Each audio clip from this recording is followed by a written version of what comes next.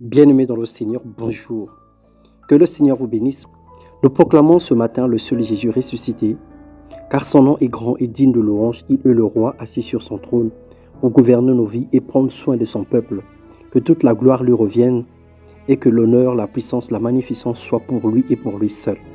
Bienvenue dans notre partage quotidien. Le thème de notre méditation ce matin, la volonté de Dieu, bonheur et malheur. Ecclésiaste, le chapitre 7, les versets 13 et 14, la Bible déclare: regardez l'œuvre de Dieu, qui pourra redresser ce qu'il a courbé. Au jour du bonheur, sois heureux. Au jour du malheur, réfléchis. Dieu a fait l'un comme l'autre, afin que l'homme ne découvre en rien ce qui sera après lui.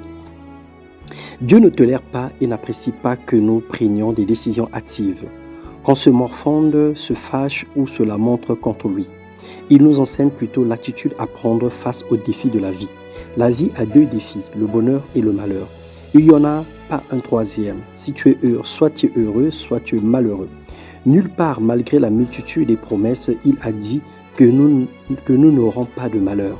Du Psaume 34, le verset 20, la Bible déclare: le malheur atteint souvent le juste, mais l'Éternel en délivre toujours. Nulle part également, il a dit que nous ne souffrirons pas.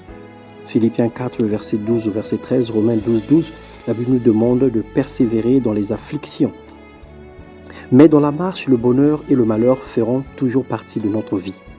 Nous connaîtrons soit l'un, soit l'autre par moment. Seulement apprenons à nous adapter aux circonstances et de garder notre tête haute, en discernant les événements et les saisons qui se présentent devant nous.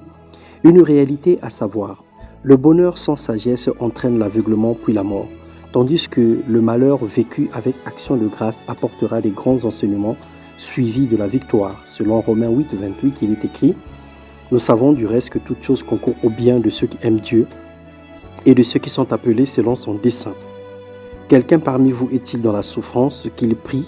Quelqu'un est-il dans la joie, qu'il chante des cantiques du Seigneur? Nous disait l'apôtre Jacques dans son épître, le chapitre 5, le verset 13. Une réflexion aujourd'hui. Aimes-tu sincèrement Jésus? Combien de temps passes-tu pour intercéder en faveur de ceux que tu prétends aimer? Rends-tu grâce à Dieu systématiquement face à tout ce qui se présente à toi? Alors c'est à toi de répondre à cette question. Seigneur, donne-nous un cœur léger, plein de reconnaissance, plein de force, plein de louange. Jésus, nous t'aimons et nous voulons que tu nous accompagnes dans notre vie chaque jour. Que le bonheur et la grâce nous accompagnent tous les jours de notre vie, parce que tu as promis et ta parole est la vérité. Tu n'es pas un homme pour mentir, ni un fiston pour se repentir. Manifeste ta grâce et étends ta divine sainte main de grâce sur tout un chacun de nous. Bénis ton peuple, Seigneur, bénis toute personne en contact avec ce message, et que la gloire de Dieu se répand sur nos vies. Au nom de Jésus-Christ. Amen.